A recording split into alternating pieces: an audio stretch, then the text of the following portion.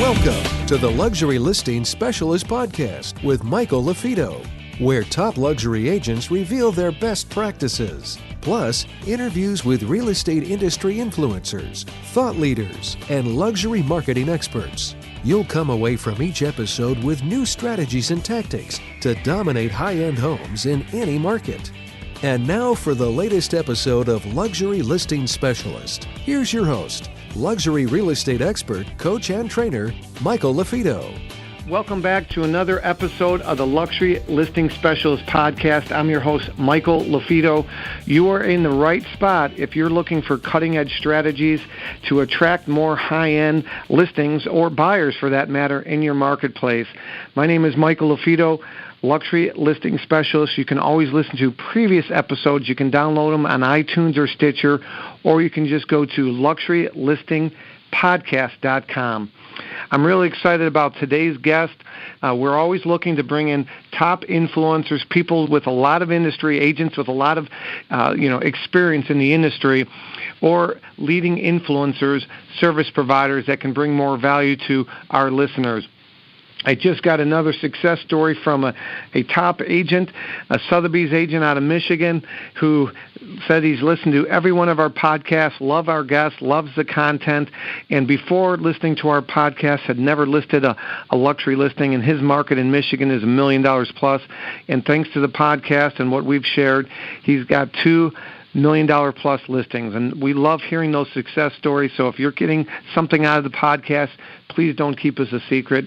You can send me an email to michael@marketingluxurygroup.com, michael@marketingluxurygroup.com, or you can tag us on Facebook. You can look me up, Michael LaFido. Again, let's get right into today's guest. With me, I have Chris Heller, who's the former CEO of Keller Williams International. He's the owner of the Heller Real Estate Group. He's out of the San Diego marketplace. Without further ado, Chris, welcome to today's show. Hey, Michael, I'm excited to be here with you. Hey, I appreciate it. I know you're a busy guy. We've tried to get you on for some time, and I really appreciate you blocking out a good half hour to bring content to the listeners. So you've been in the industry for about 29 years, you shared with me? Yeah, it was soon to be 30 years. Soon to be 30 years. Tell, if you wouldn't mind, just give everybody a little background of your 29 years in the industry, where you were at, and kind of where you morphed into today, so to speak. I first came across your name several years ago. You and Monica from your group helped do some of the trainings for Dave Ramsey, and I was really impressed. And so I wanted to make sure I got you on the show because you do seem to have your systems down, and really like your professionalism. And I know you guys are doing really well out there. So that's how I first heard of your name, Chris. I appreciate it, Michael. And yeah, we've for several years we developed the content for the training, and Monica and another guy that worked for me do all the calls for the Dave Ramsey agents, their ELP program. But like you said, to give you a little bit of background, I started in 1980, actually December of 1988, and 1989 I was Rookie of the Year in San Diego, and by my fourth year, I was selling over 100 homes a year. As my business grew, I brought people on to help take care of the business so we could make sure we were offering a great level of customer service and doing the things we need to do so people would want to use us again and send us referrals, and have sold over 100 homes a year every year since then, and continue to grow the business. I spent the first 16 years with Prudential here in San Diego, and then in 2004 switched over to Keller Williams. Okay. So about 13, 14 years with Keller Williams, and you're out of the San Diego market. You run a team. You're the CEO, and you overlook, the buyer specialist, the listing specialist. Talk to me a little bit about your day-to-day, where you're at today, if you don't mind. Sure. In 2010, I took a position at the Keller Williams headquarters in Austin, Texas. And at that point, I knew that was going to be happening. I had about 2 years' notice. So I was already operating at a pretty high level. At that point, I was really only doing 3 things on the team. I was doing listing appointments, lead generation, and some of the negotiation. Had gotten it down to maybe I was doing 20% of it, and my listing manager was doing the other 80%. So in those 2 years, and preparing to step out of my business, I knew I had to replace those 3 functions. I had to have someone who could handle the negotiations, someone that could handle the listings, and then replace my lead generation. And so that's what we did. And since 2010, I'm the owner of the team, and I'm a consultant and coach for the team, but I'm not involved in the in the team on a transactional basis any longer, and haven't been for a long time. I have a managing partner who is responsible and accountable for the team, and they're gonna, their goal in 2018 is to sell 220 homes, and I'm very confident they will do that. That's awesome, 220 homes. And, by the time this podcast gets released, we are going to be either in 2018 or just going into it. So, New Year, New Year's resolution, as many agents, unfortunately, and many Americans have New Year's resolutions that go by the wayside. So goal setting, you mentioned 220, goals are really important, writing them down. We might circle back to that topic. That could be a topic in itself, Chris. But so 220 homes is the goal for the team. And, talk to me about the team. How large is the team? What comprises it? Newer agents, veteran agents? Talk to me a little bit about that, if you don't mind. Yeah, we primarily have always hired newer agents, with the exception of the managing partner, who is a veteran of the industry. But everyone else on the team were hired either brand new or very new. And the reason for that is we look for certain characteristics and traits, and those aren't impacted by the length of experience someone has. Those have more to do with desire, the willingness to do what it takes, a great attitude, a team player. With new people, we know how to do the business. We know how to train them. We know how to coach them. What you can't coach and train is attitude and desire. So we make sure we have the right attitude, the right desire, and then we train them. The makeup of the team is we have a listing specialist, the person that goes out on the listing appointments. We have a listing manager who handles the files when they come back, when a signed listing comes back. There's also a marketing coordinator that works with the listing manager, and together they handle everything that needs to happen from the time we list the property to the time it goes under contract, including the negotiations. Once it goes under contract, then it goes to our transaction manager, and there's also a transaction coordinator. The two of them handle everything and take the client through the in California we use escrows, through the escrow period to the closing, and they handle the request for repair and negotiations and everything that's involved with the transaction. We have right now we currently have two full-time ISAs and 5 buyer agents, and the buyer agents also lead generate as part of their accountability. Okay. And that's the team. Go ahead. I'm sorry. I said that's the team. It is a true team format. It's more of an assembly line. Everyone has a specific job versus a bunch of agents doing their own business under our brand. Mm-hmm. Mm-hmm. You mentioned you have a set of criteria you look for, and you mentioned a couple bullet points. I know. It's been my understanding, Keller Williams is a big proponent of DISC personality profile. Do you use DISC at all when you're assessing whether or not someone would be a good fit and what their strengths and weaknesses are based on personality type at all? We do. We absolutely use different behavioral and personality assessments, including the DISC. It helps us understand better who they are. You really don't understand who someone is until they've been with you for a while. This gives us the ability to understand who they are before we make the decision to hire them. So yeah, we look at that. We look at their history. We look at their their life. The trajectory of their career.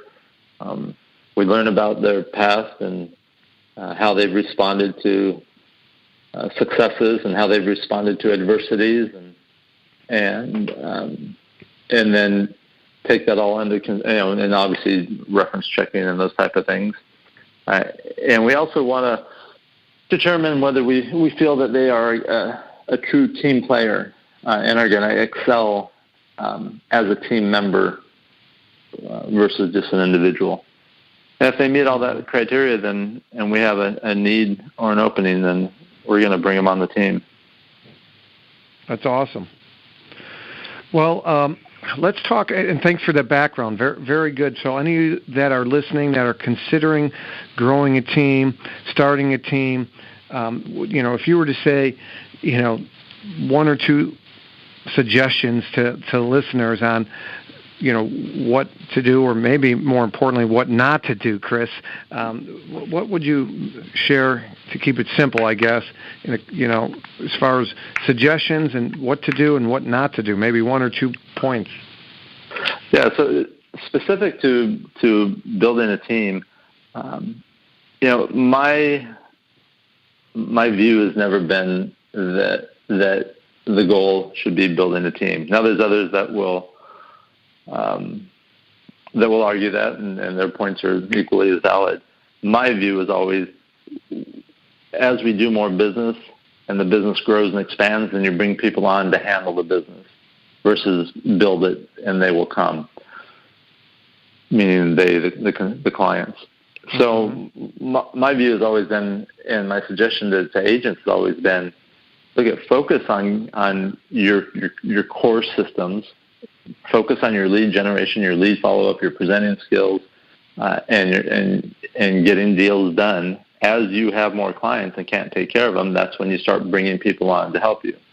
That's not to say if someone had, if someone were brand new, that's absolutely what I'd recommend them.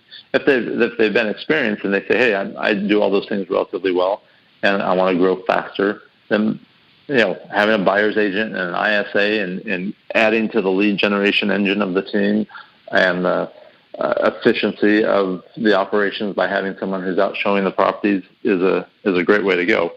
As far as don'ts, just some general ones. Don't ever hire out of pain. Don't be quick to hire and slow to fire. We've all heard that saying before. Some other don'ts would be don't hire someone unless you're prepared to train them for them to be successful. That's great advice. It's a lot of work, a lot of energy. It is. Now, the good news is if you hire the right people, and I mean someone who's very talented, it doesn't take as much energy because they're going to be very proactive in wanting to succeed and wanting to learn themselves. Yeah, so, they got to be hungry, right? They want to better themselves. Their intrinsic motivation, right? I mean, these are characteristics, to use a football analogy, you look for, when I coach football, from a player, somebody that's an overachiever. They're hungry. They want to learn. They're like a sponge versus somebody that's defensive. They're to themselves. They don't want to help others. Is that fair to say? I think that's right on. Yeah. Hey there, it's Michael LaFido. Thanks again for listening to our podcast. If you are interested in signing up for our Luxury Listing Specialist certification, or if you want additional information on how you can dominate selling higher-end homes in your marketplace, make sure you go to luxurylistingspecialist.com. Good. Very good tips and advice from you there for anyone thinking of, starting a team, building a team. We talk a lot about content, bring great knowledge to the marketplace, content marketing for buyers, for sellers. How do you attract more high-end clients? And again, just a couple simple reminders. Everybody defines luxury differently. Different brands define it differently. We here at Luxury Listing Specialists and our certification, we define luxury as 3 times whatever the average sale price is for that given market. So, in Rochester, New York, and Davenport, Iowa, and, Canada, and certain part of Canada, or Florida, or wherever it might be, wherever the listener is, I define luxury as 3 times whatever your average sale price is. So, in the San Diego market, out of curiosity, not using my definition, but just your own, 29 years in your marketplace, Chris, what would you define as luxury in your marketplace there in San Diego? Well, I think if I'm going to be general in the statement, I think your 3 times the average sales price is as good a rule as any.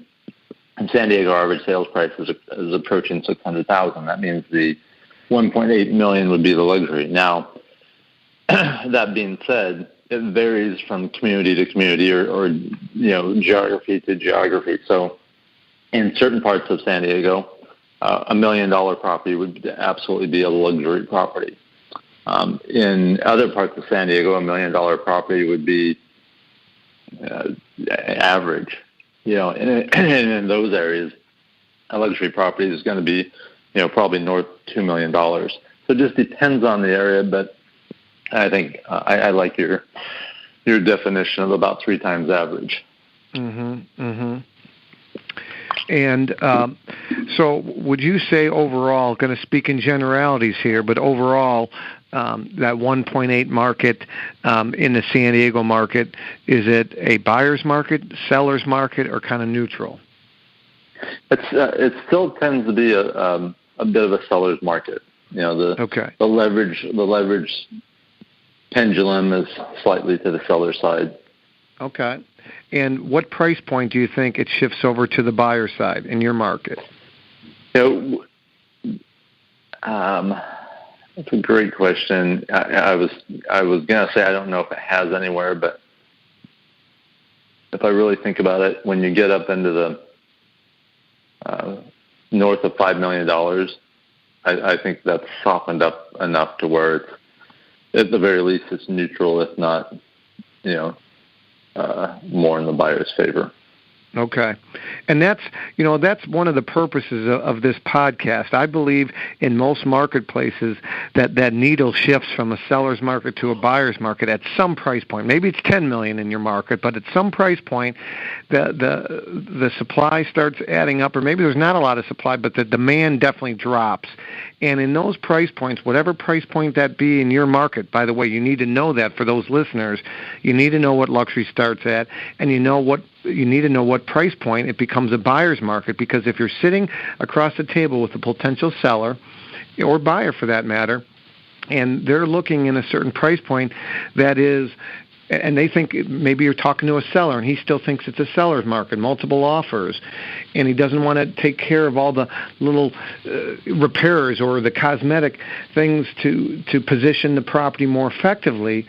If you can articulate to him, Mr. Seller, we are definitely in a buyer's market for your price point. So recently I was helping somebody in the Scottsdale market. They were trying to acquire a $6.5 million listing, and we basically coached them up so that when they went on the appointment, they knew their numbers inside and out, because again, it's our job to manage the expectations from the potential client before they even hire us, because I feel like there's way too many agents in our industry that are, I don't want to say just unethical, but they tell sellers what they want to hear to get the book of business, and I believe that is unethical. I feel like we need to be transparent, and we don't need to tell people what they want to hear, but what they need to hear based on the research, based on the analytics, based on market research. So that's very interesting. So you're thinking $5 million and above. It's definitely is at least neutral, if not, shifts over to maybe a buyer's market. So I want to make a transition here a little bit.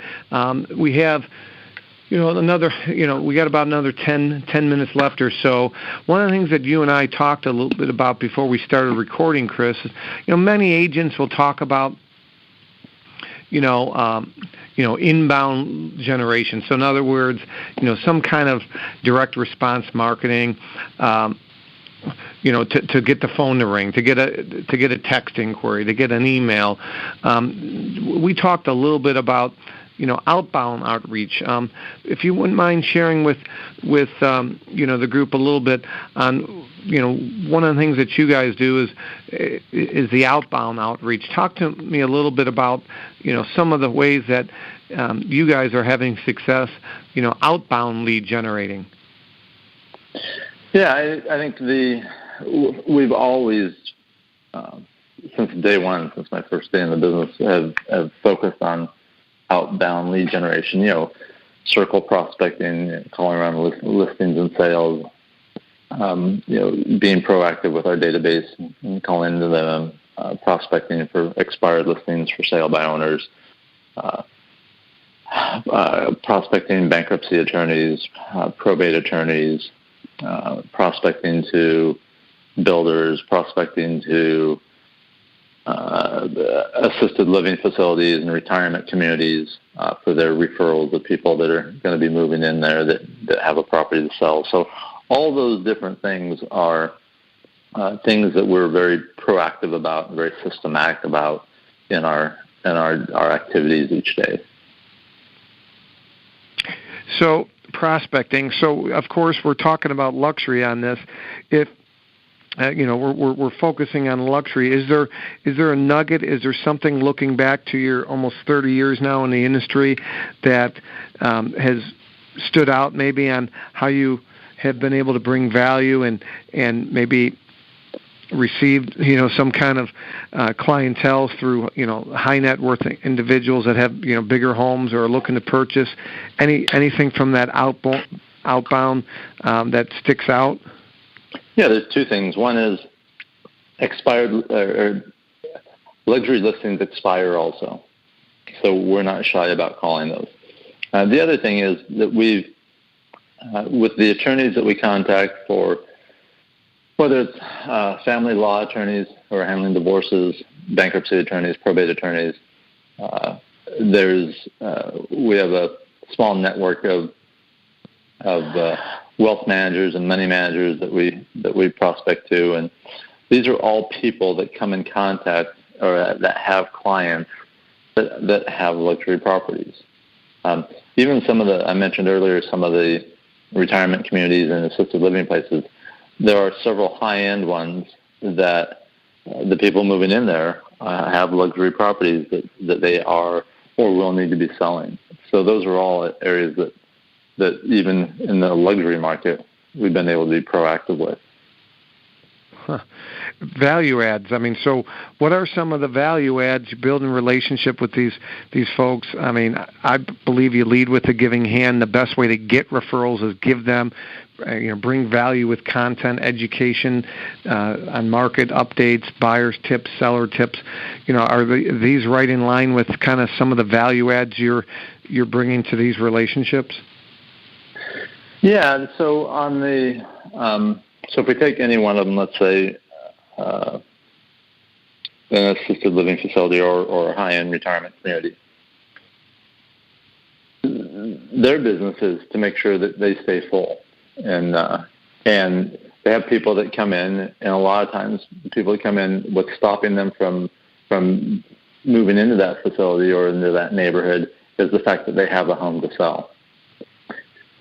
The people that we're in contact with and that we've created relationships with know that they can refer us in confidence and that we will do a great job with their client and handle them like gold, that will help them in with this group primarily more of a concierge type service, whether it's estate sale assistance, whether it's organizing, packing, moving. We have a vendor group that can really help someone who might be a little overwhelmed or at the age where they need assistance to make it really easy. So it helps. We help the directors of these communities provide a great service to their new clients, and it becomes a win-win-win situation.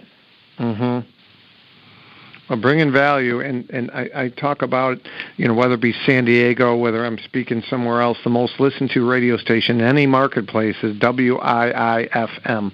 What's in it for me? And so you need to know going into it what their ideal client looks like, what it is they're looking for, and how can you bring them more of those type of clientele, right? Bring value to them, and do so in in an unselfish way, and in an ethical way, in a sincere way, and good things will happen.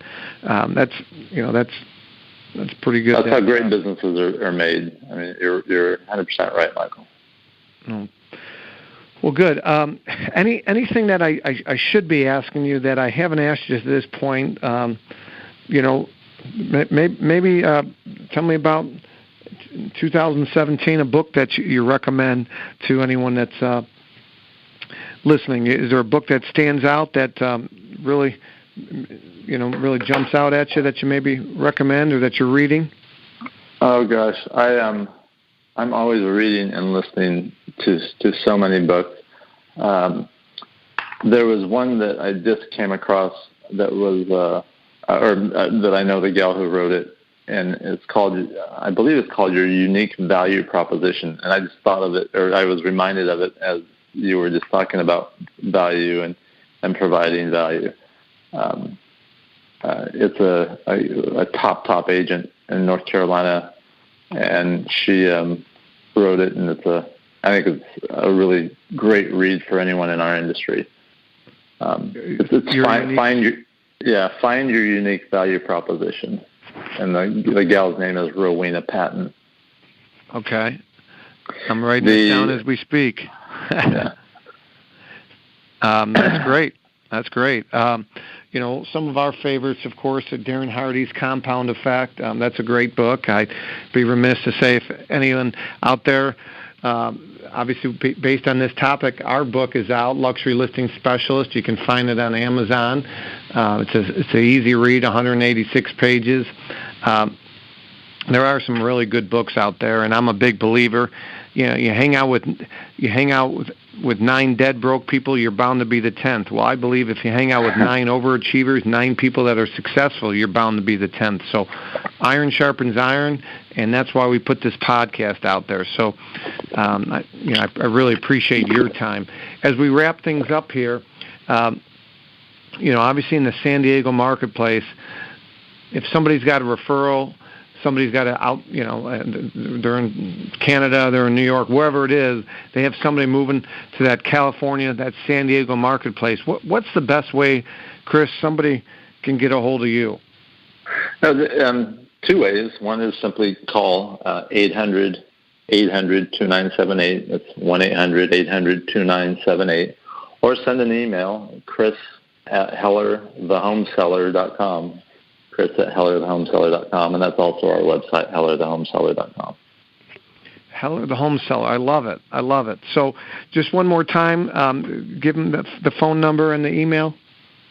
800-800-2978, and Chris, CHRIS, @hellerthehomeseller.com.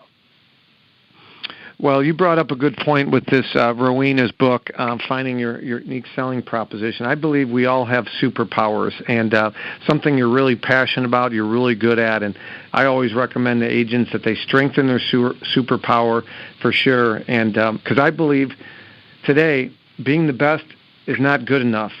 Now you have to be the best and the only. So, how do you position yourself as the only luxury, authority in your marketplace? And again, my goal for anybody that reads our book, that comes through any of our certification classes, would be to help that agent increase their average transaction size by 30% over the next 12 months, by adding some high-end and luxury properties to their sold portfolio. And again, there's a lot of mindset problems. There's a lot of issues why many agents don't break into and let alone consistently sell high-end homes. And so if you want more information about our certification, you can go to luxurylistingspecialist.com, luxurylistingspecialist.com. It's not cheap. It's not for anybody. But if you're willing to work, you're willing to implement, then we want to help you. So again, my name is Michael LaFido. If you guys would think somebody would be a great fit for this podcast, or you have any questions, please shoot us an email. Again, our email is michael@marketingluxurygroup.com, michael@marketingluxurygroup. For more information on our certification, go to luxurylistingspecialist.com. And that brings us to another podcast. Chris, I really appreciate your time. And folks, remember, it's not the market, it's the marketing. Michael LaFido. And until next time, check us out on our podcast on iTunes or Stitcher, or you can go to luxurylistingpodcast.com. Take care.